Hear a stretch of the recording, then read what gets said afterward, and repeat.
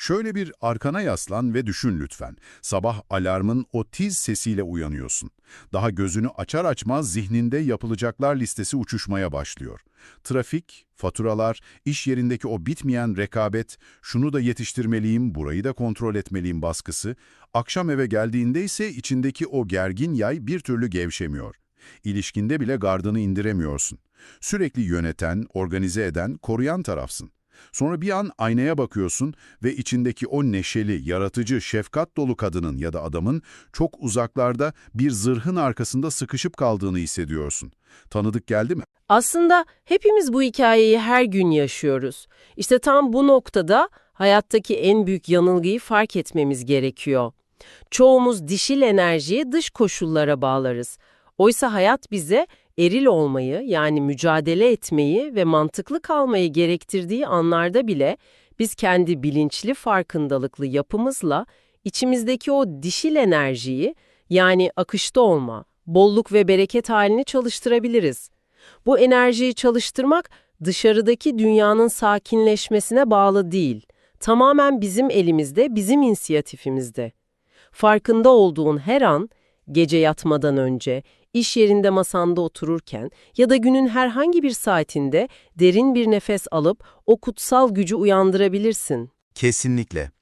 Sadece birkaç saniye durup vagus sinirimizi aktive ederek bilincimizi akışta olmaya, alıcı enerjiye ve dişil enerjinin gerektirdiği o şifalı yöne doğrultabiliriz.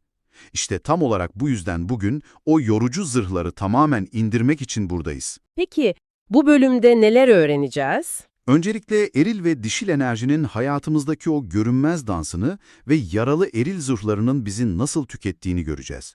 Ardından hayatın en sert mücadele anlarında bile dişil enerjinin o zahmetsiz çekim gücünü kendi inisiyatifimizle nasıl devreye sokacağımızı öğreneceğiz. Sonrasında kadim Ho'oponopono mantraları ve niyetleriyle bilinçaltımızdaki kontrol mekanizmalarını nasıl serbest bırakacağımızı keşfedecek ve evinde kolayca uygulayabileceğin, hayatına sevgiyi ve bolluğu bir mıknatıs gibi çekecek kutsal dişil öz ritüelini yapacağız. Hazırsan çayını, kahveni al çünkü içindeki o şifalı gücü uyandırmak için harika bir yolculuğa başlıyoruz. Aslında her birimizin içinde cinsiyetimizden tamamen bağımsız olarak akan iki muazzam nehir var. Eril enerji ve dişil enerji. Evren tam olarak bu iki gücün kusursuz dengesiyle dönüyor. Biraz önce bahsettiğimiz o modern dünyanın koşturmacası, içimizdeki o şifalı suyu kurutup adeta sert bir kayaya dönüştürdü. Şimdi bu enerjilerin ne olduğunu konuşacağız ama önce şunu sormak istiyorum. Eril enerji dendiğinde aklımıza hep bir eylem hali geliyor. Bunu ok ve yay benzetmesiyle açıklıyoruz. Yani bu benzetmenin arkasındaki mantık tam olarak nedir? Neden ok ve yay? Çünkü eril enerji tam anlamıyla eylemin, yönelimin ve hedefin gücüdür. Şöyle düşün, bir oku yaydan fırlattığında o ok ne yapar? Doğrudan hedefine gider herhalde. Aynen öyle. Doğrudan hedefine doğru ilerler, havayı yarar, önüne çıkan engelleri aşmak için o ivmeyi kullanır. Mantık, hedef odaklılık, koruma, inşa etme ve sınır çizme tam olarak budur. Hayatta bir düzen kurmak için de bu enerjiye muhtacız aslında. Tabii ki. Çalar saat çaldığında yataktan o kararlılıkla kalkmak, bütçeyi toparlamak, iş yerinde bir kriz patlak verdiğinde soğukkanlılıkla çözüm üretmek, işte bunların hepsi eril enerjinin o sağlıklı tezahürleridir. Yay gerilir, ok fırlar ve eylem gerçekleşir. Tamam, eril enerji bizim hayatta kalmamızı sağlayan çok hayati bir kalkan gibi duruyor. Peki o zaman sorun nerede başlıyor? Neden bu enerjiyi bize o bahsettiğimiz sert kayaya dönüştürüyor? İşte sorun tam da dengenin kaybolduğu noktada başlıyor. Vazgeçmemiz gerekmiyor, dengelememiz gerekiyor. Yani oku fırlatmaktan vazgeçmiyoruz. Hayır, vazgeçmiyoruz. Sorun okun sürekli gerili bir yayda beklemesi veya sürekli fırlatılması hali. Biyolojik olarak düşünürsek bedenimizin sürekli savaş ya da kaç durumunda kalması gibi. Biz buna yaralı eril diyoruz. Yani kişinin o koruyucu zırhı hiç çıkaramadığı durum. Çok doğru. Aşırı kontrolcü, şüpheci, asla dinlenemeyen, her şeyi kendi sırtlanan bir savaşçıya dönüşüyor kişi. Duygularını kapatıyor çünkü ok fırlarken duyguya yer yoktur. Bizi içten içe tüketen, o ilişkilerimizi yıpratan şey bu aşırıya kaçmış, yaralanmış eril blokajlardır. Bu çok aydınlatıcı oldu. Yani aslında bizi yoran şey eyleme geçmek değil, eylemsizlik anında bile eylemdeymiş gibi tetikte beklemek. Kesinlikle güvende hissetmediği için gardını asla indiremeyen bir zihin durumundan bahsediyoruz. Peki ya dişil enerji? Eğer eril ok ise dişil enerjiyi mıknatıs ve toprak olarak tanımlıyoruz. Benim burada hep kafama takılan bir nokta var açıkçası. Modern ve son derece rekabetçi bir dünyada yaşıyoruz. Ben elimdeki o oku bırakıp sadece bir mıknatıs olmaya karar verirsem, bu beni savunmasız kılmaz mı? Toplum bize hep koşarsan kazanırsın ya da savaşırsan hayatta kalırsın mesajını aşıladığı için dişil enerjinin bu alıcı gücünü zayıflık sanıyoruz. Oysa dişil enerji varlığın en saf, en güçlü halidir. Sezgi, yaratıcılık, kabul ve akışta kalmak gibi. Aynen öyle. Eril enerji avın peşinden yorularak koşan ok ise dişil enerji o avı hiç çaba sarf etmeden kendine doğru çeken o devasa mıknatıstır. Mıknatıs hareket etmez, sadece titreşimiyle çeker. Seni savunmasız kılmaz, aksine olayların senin lehine zahmetsizce hizalanmasını sağlar. Sanat üretirken zaman kavramını yitirmek, sezgilerinle hareket etmek ya da bir yardımı savunmaya geçmeden şefkatle kabul edebilmek saf dişil enerjidir. Yani mücadele etmeden de bir şeylerin var olabileceği fikrini zihnimize kabul ettirmemiz gerekiyor. Sanırım özellikle kadınların bu çağda yaşadığı kronik yorgunluğun sırrı da tam burada yatıyor. Kesinlikle. Bir kadın sürekli eril enerjide kaldığında biyolojisine ve ruhsal doğasına aykırı hareket etmiş oluyor. İlişkide sürekli yöneten, tatilleri organize eden, faturaları takip eden tarafa dönüşüyor, partnerine adeta anaçlık yapıyor ama günün sonunda o beklediği şefkati alamıyor. Doğru. Erkeklerde ise bunun tam tersi bir felaket senaryosu var. Eril enerjinin eksikliği ve dişil enerjiye aşırı kayma durumu ortaya çıkıyor. Yani yönünü bulamama, eylemsizliğe hapsolma gibi. Evet, erkek sorumluluktan kaçan ve o koruyucu, sınır çizen gücünü yitiren bir yapıya bürünüyor. Bu durum, ilişkilerdeki doğal çekimi tamamen yok ediyor. Bunu en net şekilde anlamak için o kadim, bahçıvan ve toprak benzetmesine çok yakından bakmalıyız. Bu benzetme hayatımızdaki tıkanıklıkların nedenini kusursuz açıklar.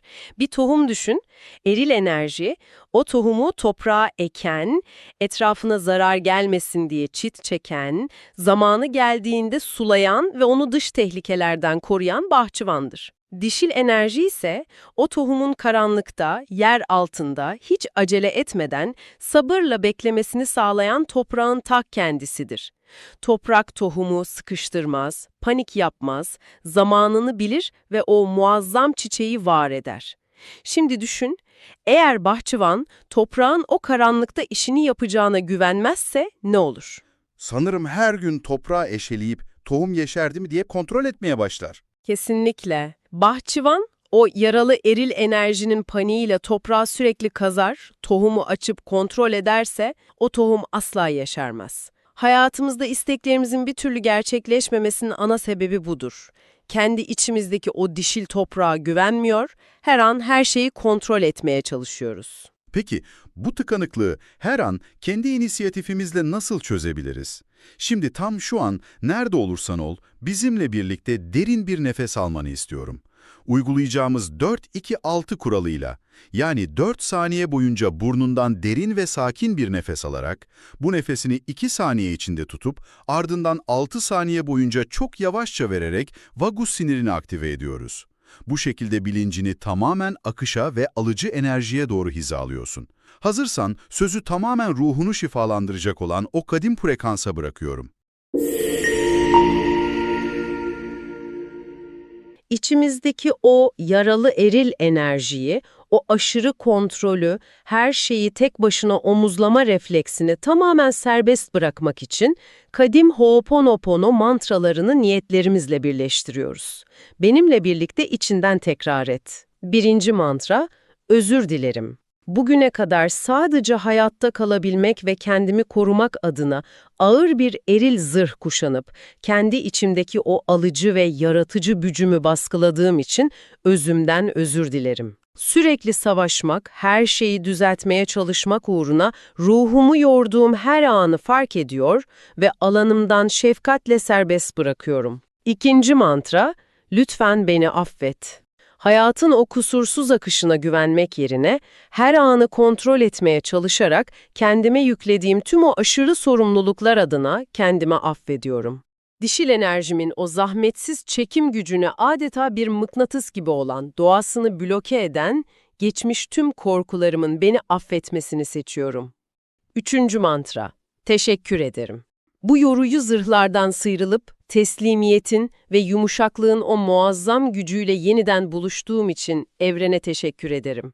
Hayatıma sevgiyi ve bolluğu hiç çaba harcamadan zahmetsizce çeken kutsal dişil enerjimin uyanışına sonsuz şükürler olsun. Dördüncü mantra, seni seviyorum. İçimdeki o dişil özü, kırılganlıklarımla ve tüm yumuşaklığımla sevgiyle kabul ediyorum. Hayatın getirdiği tüm güzellikleri kontrol etmeden, sadece varoluşumla sevilmeye layık olduğunu biliyorum. Ruhulun derinliklerinde bu kelimelerin yarattığı hafifliği hisset. Şimdi bu şifayı fiziksel dünyada mühürlemek ve hücrelerine bu yeni niyetleri kaydetmek için kutsal dişil öz rehberliği ritüelimize geçiyoruz. Bilinçaltındaki o sürekli mücadele etmeliyim inancını tamamen kıracak, dişil enerjinin kabul eden sularını uyandıracak çok güçlü bir uygulama yapacağız. Bu ritüel için etrafındaki malzemeler çok sade olmalı. Öncelikle saflığın ve kalbini açmanın sembolü olan bir adet beyaz ya da pembe mum gerekiyor. Ateş, dönüştürücü bir elementtir, eskiyi yakar ve yeniye ışık tutar. İkinci olarak da küçük bir kase temiz su. Su, dişil enerjinin o güzel akışkanlığını, her kaba uyum sağlayan o esnek gücünü ve saf duygularını temsil eder. Bunların yanında küçük bir parça kağıt ile bir kalem yeterli olacak. Dinleyicilerimizin elinin altında varsa bu alana kurumuş bir gül yaprağı ya da bir tutam lavanta da ekleyebilirler aslında. O doğal kokular sinir sistemini hemen güven moduna geçiriyor. Yani bu objeleri bir araya getirdiğimizde kendi evimizin bir köşesinde aslında beynimize net bir mesaj veriyoruz. Artık savaşmayı bıraktım, kendime güvenli bir alan açıyorum diyoruz, doğru mu? Çok doğru. Bilinçaltı kelimelerden çok sembollerle konuşur. O mumu yaktığında ve o suyu önüne koyduğunda zihnine artık güvendesin, o ağır kalkanlarını indirebilirsin mesajını gönderiyorsun. Eril blokajları tamamen serbest bırakmak ve dişil enerjinin alıcı, kabul eden, hayatı kendine mıknatıs gibi çeken o muazzam gücünü uyandırmak için yapacağımız bu ritüel, senin o en derinlerdeki mücadele inancını kökünden sarsacak. O halde ben şimdi aradan çekiliyorum, tamamen sessizliğe bürünüyor ve bu derinleşme rehberliğini sana bırakıyorum. O zaman artık anı yaşama vakti geldi. Şimdi sessiz bir köşeye geç, mumunu usulca yak ve o içi su dolu kaseyi tam önüne, kalbinin hizasına koy. Omuzlarını düşür ve gözlerini hafifçe kapat. Güvendesin ve kontrol tamamen sende. Yıllardır alarm durumunda olan o gergin sinir sistemini yatıştırmak ve bedene savaşın bittiğini söylemek için 4-2-6 kuralıyla derin bir nefes alacağız. Şimdi 4 saniye boyunca o taze havayı ciğerlerinin en dibine kadar doldur. 2 saniye boyunca içindeki o saf yaşam enerjisini içeride tut ve 6 saniye boyunca yavaş yavaş üfleyerek tüm o eril gerginliği, başarmalıyım baskılarını bedeninden dışarı serbest bırak. Nefesi verirken omuzlarındaki o görünmez kayaların, boynundaki sertleşmiş kasların akıp gittiğini hisset. Şimdi gözlerini hafifçe arala ve önündeki o küçük kağıda, ruhunda taşımak istemediğin o eril blokajları kendi el yazınla dök. Sürekli kontrol etme arzumu, güvensizlik hissimi, hayatla tek başıma savaşma halimi şu andan itibaren serbest bırakıyorum de. Bu kağıdı şefkatle katla ve önündeki su kasesinin altına yerleştir. Suyun o arındırıcı, esnek, her kabın şeklini alan gücünün kalbindeki katı blokajları yumuşattığını hisset. Şimdi sağ ve sol elini şefkatle üst üste doğrudan kalbinin üzerine koy. Mumun o güven veren ışığını hissederek şu sözleri kalbinden söyle. Mücadele etmeyi bırakıyorum, Hayatın beni desteklemesine, sevginin ve bolluğun bana zahmetsizce akmasına izin veriyorum. Ben dişil enerjinin kendisiyim, alıcıyım, şifacıyım ve çok değerliyim. Karnından çok derin bir nefes al ve şükürle o nefesi yavaşça bırak.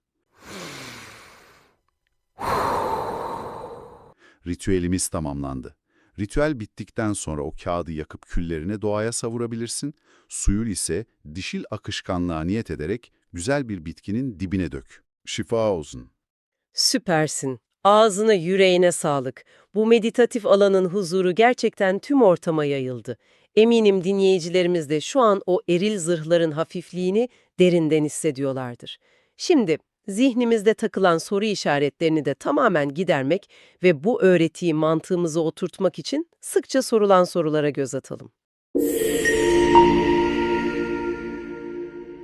Birinci soru.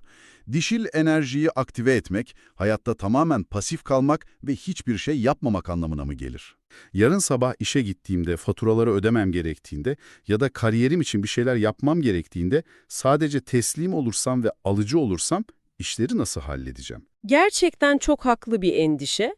Ama hayır, kesinlikle pasif kalmak anlamına gelmiyor. Dişil enerjiyi aktive etmek, eylemsizlik veya tembellik demek değildir. Peki nasıl ayırt edeceğiz bu ikisini? Eylemi doğru zamana kadar olgunlaştırmak ve doğru niyetle bir akış içinde yapmaktır mesele. Şöyle düşünelim, yaralı eril enerji panikle, korkuyla ve sürekli şimdi yapmazsam, zorlamazsam her şey mahvolacak dürtüsüyle hareket eder. Sağlıklı dişil enerji ise ne zaman adım atacağını o derin sezgileriyle bilir. Hazırlığını yapar ve çaba sarf ederken bile hayatın akışına güvendiği için strese girmez. Yani pasiflik değil, tam tersine hizalanmış, çok güçlü ve tamamen bilinçli bir varoluştur bu. Sanki ağır bir çapasını denizin dibine bırakmış bir yelkenliyi düşün, sadece kendi kas gücünle, kan ter içinde kürek çekerek ilerletmeye çalışmak gibi bir şey bu yaralı eril enerji. Hem kendini tüketiyorsun hem de aslında bir yere varamıyorsun. Oysa dişil enerji o çapayı yukarı çekip rüzgarı arkana almak demek.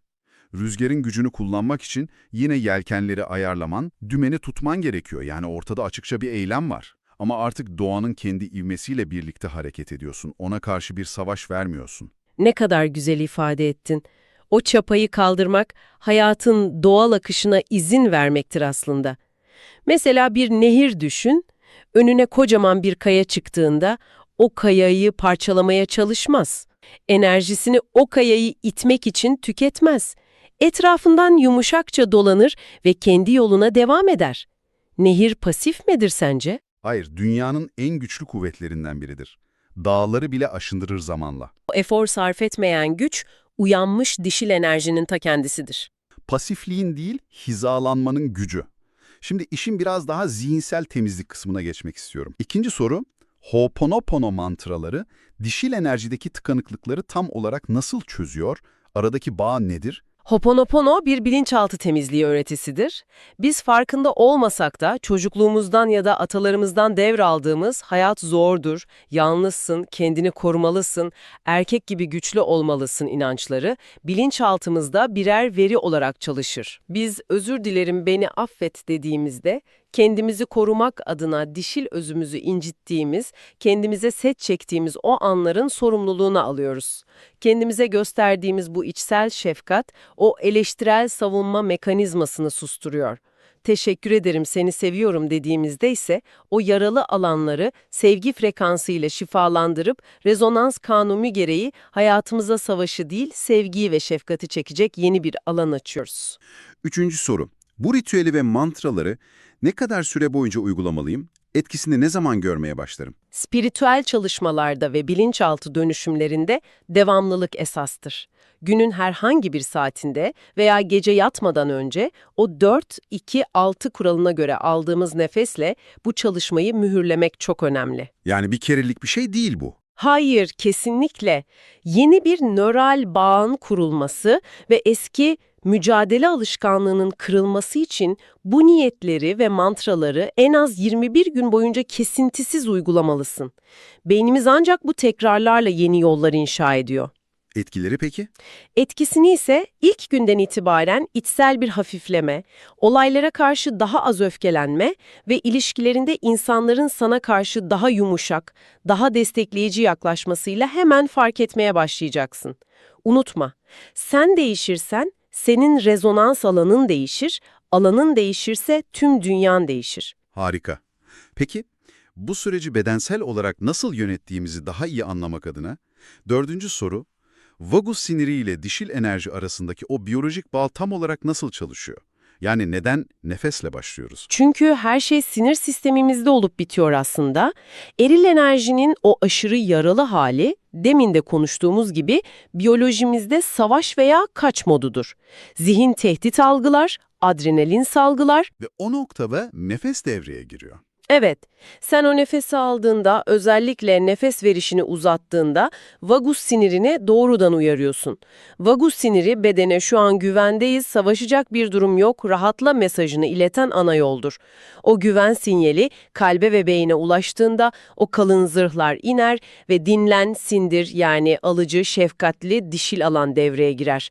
Bu biyolojik kilidi açmadan zihinsel olarak teslimiyete geçemezsin. Yani bedeni güvende olduğuna ikna etmeden ruhu akışa bırakamıyoruz. Büyüleyici gerçekten ve son olarak günlük yaşantımıza dönmek adına soruyorum. Beşinci soru. Bahçıvanın tohumu sürekli kontrol etme arzusu sıradan bir günde kendini en çok nasıl belli eder? Günlük hayatta bunu mikro yönetimde çok net görürüz aslında. İş yerinde takım arkadaşlarına görev dağıtıp sonra her 10 dakikada bir nasıl gidiyor, doğru yaptın mı diye kontrol etmek mesela. Evet, bu çok tanıdık bir durum. Veya evde partnerin bir işi üstlendiğinde o beceremez dur ben halledeyim diyerek elinden almak, sana sunulan bir yardımı ya da iltifatı garipseyip küçümseyerek reddetmek, bunların hepsi bahçıvanın toprağın gücüne inanmayıp tohumu eşelemesidir. İşi devretmeyi, yardımı kabul etmeyi ve sürecin kendiliğinden ilerlemesine izin vermeyi öğrenmek zorundayız. Alanın değişirse tüm dünyan değişir. Bu gerçekten muazzam bir kural. Ve en başından beri konuştuğumuz gibi bu değişim dışarıdaki dünyanın kaosuna bağlı değil, tamamen senin kendi merkezinde alacağın bir karara, kendi inisiyatifine bağlı. O şifalı alanı korumak senin elinde. Sorumluluğu alıp o adımı attığında dışarıdaki hiçbir fırtına içindeki o dingin nehri kurutamaz. O bahsettiğimiz mıknatıs sadece senin titreşiminle çalışır. Düşün bakalım. Yarın sabah o alarm çaldığında yine her şeyi tek başına omuzlayan yorgun bahçıvan olmak yerine hayatın o bereketli, her şeyi zamanında yeşerten toprağına dönüşmeye izin versen günün nasıl geçerdi? Niyet Kapısı yayınlarında Ho'oponopono'nun dönüştürücü gücüyle hayatın en derin noktalarına dokunmaya, yaralarımızı birlikte şifalandırmaya devam ediyoruz. Atasal yükleri temizlemekten, ilişkilerdeki tekrar eden örüntüleri kırmaya, para ve bereket bilincini yeniden inşa etmekten, anne baba yaralarını onarmaya, bilinçaltı korkuları dönüştürmekten, beden ve ruh uyumunu yeniden kurmaya kadar hayatının hangi alanında bir tıkanıklık hissediyorsan, o tıkanıklığın tam kalbine birlikte giriyoruz. Tüm bu derinleşme sürecini kaçırmamak ve bu arınma yolculuğunda bizimle yürümek için kanala abone olmayı ve bizi takip etmeyi unutma güzel insan. Sen de yorumlarınla bu sürece aktif olarak katkı sunabilirsin. Biz Niyet Kapısı'nda her hafta Salı günü saat 16'da yepyeni içeriklerle tam burada senle buluşmaya devam edeceğiz. Şefkatli bir farkındalıkla, kurban değil, kendi hayatının bilge yaratıcısı olduğun o yepyeni frekansta sevgiyle kal güzel insan.